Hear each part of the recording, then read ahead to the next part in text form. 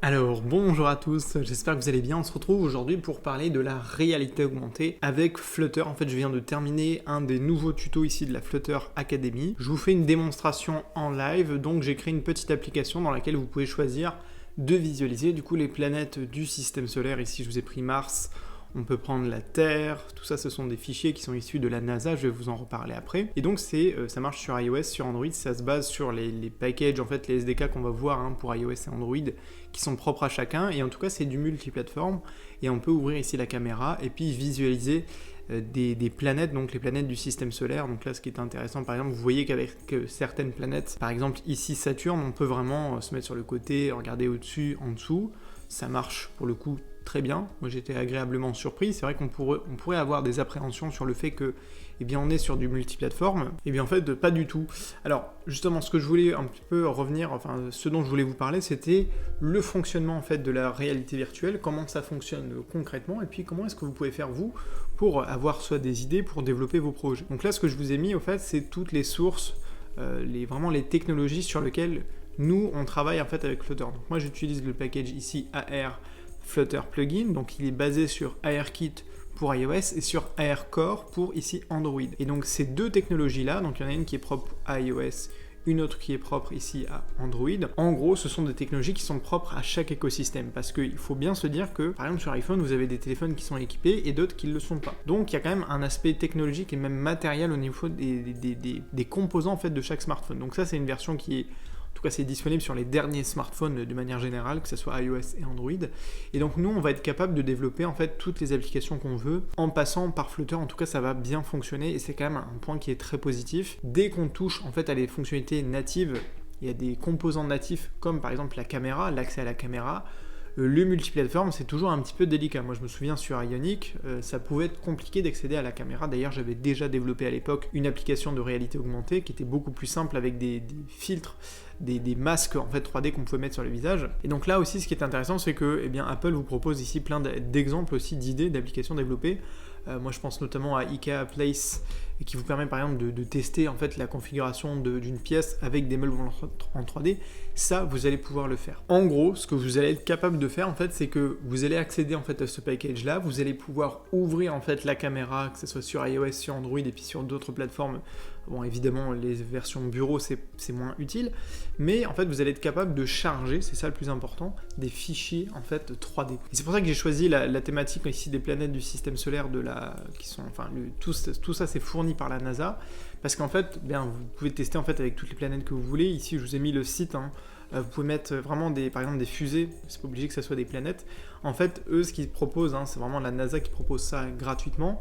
Ils les proposent en open source, en libre service, et donc vous pouvez les réutiliser, vous pouvez accéder à tous ces fichiers-là, et puis vous allez retrouver évidemment des planètes, des astéroïdes, etc., des lunes, et toute une gamme en fait de satellites, et donc de fichiers 3D.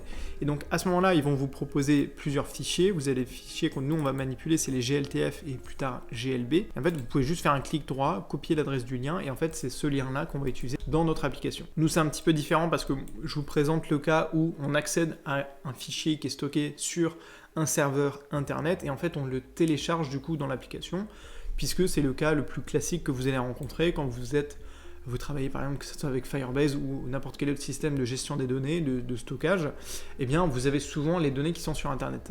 Aujourd'hui, on fait de moins en moins des applications où tout est disponible et téléchargé en local. Quoi qu'il en soit, en fait, vous avez ces fichiers 3D, donc ça peut être des planètes, ici en 3D, ça peut être des meubles, comme on l'a vu avec des meubles Ikea, et puis ça peut être en fait peu importe la thématique en fait de votre application. Ici, on a des applications par exemple pour faire comme dans un musée, on a des jeux vidéo. Hot Lava, ça c'est un des jeux qui est disponible sur Apple Arcade, qui a plutôt bien fonctionné, et puis voilà, Minecraft par exemple qui s'est lancé aussi dans un jeu en réalité augmentée, en réalité virtuelle, et donc c'est en train d'exploser littéralement. Alors on pourrait parler évidemment de tout le métaverse qui est en train d'arriver, qui va être la couche au-dessus avec la réalité augmentée, surtout dans laquelle la question c'est plutôt d'être en immersion dans un monde totalement virtuel. La réalité augmentée, c'est mettre de la 3D, donc des objets 3D, par-dessus une vue caméra, une vue réelle, qu'on va pouvoir en fait visualiser avec notre smartphone, avec notre iPad, une tablette, etc. Donc en tout cas l'idée c'est que, et c'est quand même le but pour moi de vous faire des vidéos et des tutos, c'est qu'avec Flutter, malgré le fait que ça soit du multiplateforme, ça fonctionne très bien, on a des très bonnes performances. ça se lance relativement facilement, enfin je veux dire au niveau de la configuration c'est pas trop compliqué.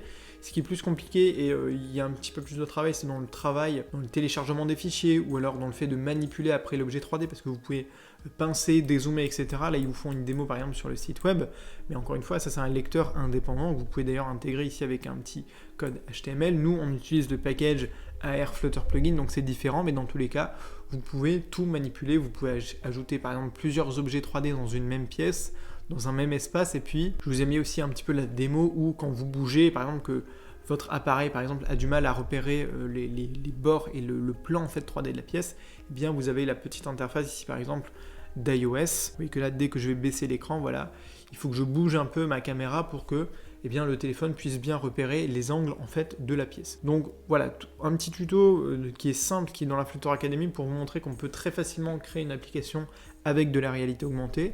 Après, à vous de tester avec la thématique, tout ça qui vous intéresse. Mais moi, par exemple, j'ai eu cette petite idée aussi, c'est de faire carrément une application que je pourrais par exemple publier sur les stores, où on peut présenter comme ça tous les objets 3D de la NASA et de le faire en réalité virtuelle, puisque là tous les objets sont disponibles de manière open source. Par exemple là on pourrait présenter la station spatiale internationale, tout ça je peux le faire gratuitement et je pourrais en fait proposer une application complète avec uniquement cette fonctionnalité là. Bon, l'idée c'est quand même d'aller plus loin, donc par exemple ce que vous pourriez faire c'était par exemple jongler ces fonctionnalités là ici de visualisation en réalité augmentée avec peut-être un plan de certaines planètes avec des indices pour dire voilà telle zone ça s'appelle comme ça, ou alors avec plein d'informations complémentaires qu'on pourrait associer avec une API, par exemple celle de Wikipédia. Donc voilà une petite vidéo simple pour présenter la fonctionnalité. Le tuto il est dispo dans la Flutter Academy et puis de toute façon moi je continue sur la lancée des tutos avec notamment aussi l'avancée de l'application de crypto dont je vous parlerai dans une très prochaine vidéo. Voilà donc pour cette vidéo, j'espère que ça vous a plu. N'hésitez pas à commencer également les cours de Flutter Evolution et de la Flutter Academy pour commencer notamment ces tutos sur la réalité augmentée. Je vous dis à très vite sur la chaîne YouTube et sur le blog, et surtout n'oubliez pas de rêver très grand. Allez, salut!